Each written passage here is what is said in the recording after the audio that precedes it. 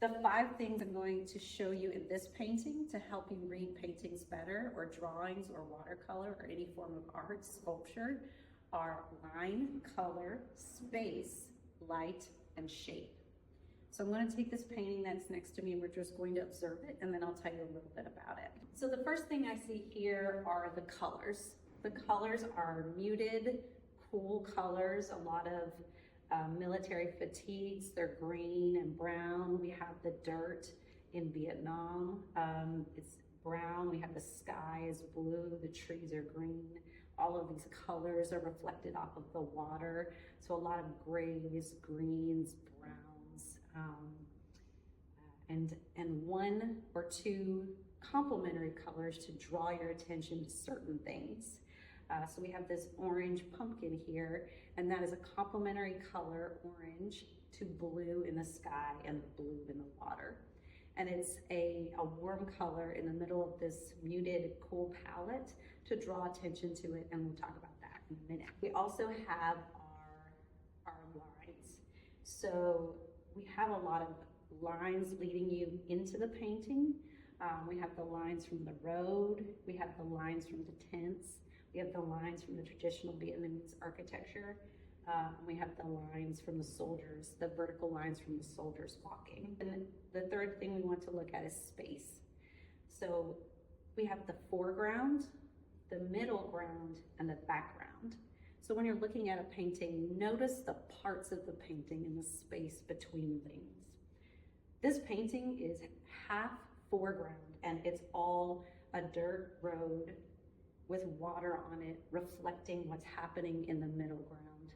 And that's part of the sense of space in between things and transportation.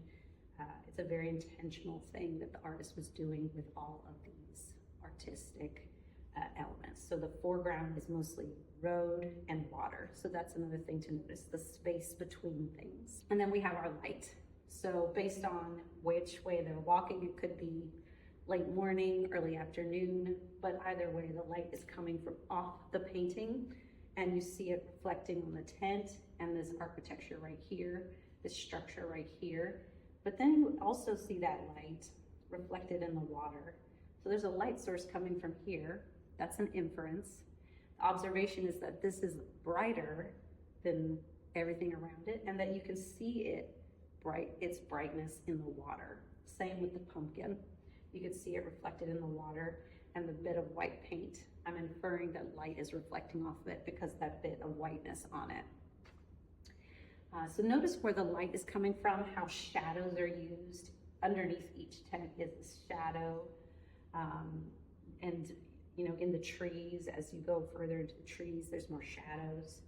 And you see shadows reflected too in the water. And then the final thing I want to look at, the 5th thing I want to look at, is shape. So this painting has a lot of geometric shapes, specifically triangles. So we have the triangle of the road leading our perspective in. We have the triangles of the tents, and there are a couple of them. There's almost a triangle being created by these trees silhouette. There's a triangle created by this traditional tile roof that curves at the top. And it's repeated throughout the painting. And that is an intentional artistic motif in art. So notice the shapes and what they are and what they're doing and drawing your eyes to in the painting.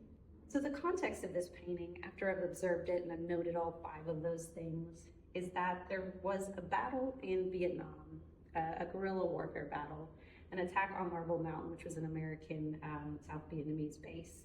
And after the attack, all of the soldiers were on high alert because guerrilla warfare can come from anywhere and you're not sure who the enemy is. And so they're all on high alert. And the artist who drew this was an active combat artist, meaning they were in military zones documenting what they saw in paintings, in drawings, which is what this exhibit, Vietnam Experience, is about, combat artists. So he observed this and painted it, and he used these elements of design that I talked about because he was a formally trained artist. He went to 2 schools. He went to the College of Art and the University of Philadelphia. So he was a formally trained artist who was active combat. And so the name of this painting is Sense of Humor because of this little pumpkin.